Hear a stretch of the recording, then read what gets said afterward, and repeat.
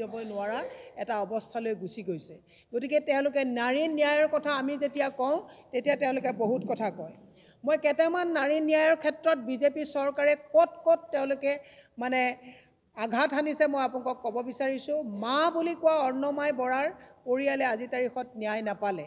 গৃহ বিভাগৰ দায়িত্বত থকা জোনমণি ৰাভাক তেওঁক কেনেকৈ ষড়যন্ত্ৰমূলকভাৱে হত্যা কৰা হ'ল, আজিও তেওঁক আমাৰ বিৰোধীৰ হেঁচাত CBI তদন্ত দিয়া হ'ল, কিন্তু তদন্ত কেনেকৈ তাক মানে হতাশজনক অৱস্থালৈ লৈ যোৱা হ'ল আপোনালোকে নিজে দেখিছে। আজি তাৰিখত ED, CID, CBI, election commission, তেওঁলোকে আইন আদালত সকলোবিলাক তেওঁলোকৰ হাতলৈ নিয়াৰ এটা যিটো নিকৃষ্ট ৰাজনীতি কৰিছে ই অত্যন্ত হতাশজনক।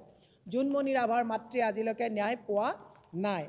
আপোনালোকে যদি কয় অইনৰ কথা আমি বাদেই দিলোঁ, আপোনালোকে দেখিব যে ইন্দ্ৰাণী তহবিলদাৰ, নাৰী ন্যায়ৰ কথাটো আমি কিয় বাৰেপতি আনিছোঁ।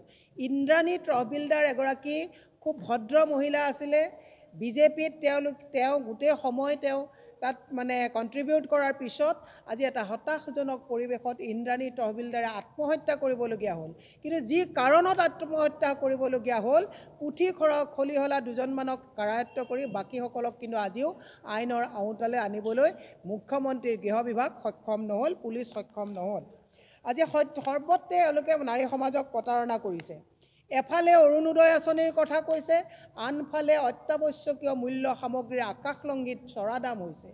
এওঁলোকে মহিলাসকলক 1200 টকা আঁচনি দিয়াৰ কথা কৈছে, লাখপতি বাইদেউ বনোৱাৰ কথা কৈছে, কিন্তু 1200 টকা আঁচনি দিয়াৰ পৰিৱৰ্তে প্ৰত্যেক মাহে মাহে হাজাৰ কোটি টকা হিমন্ত বিশ্ব চৰকাৰে আমাৰ বনবিলাক তেওঁলোকে মডগ্ৰেজত দি পেলাই তেওঁলোকে ৱৰ্ল্ড বেংকৰ পৰা ধাৰ ল'বলগীয়া হৈছে।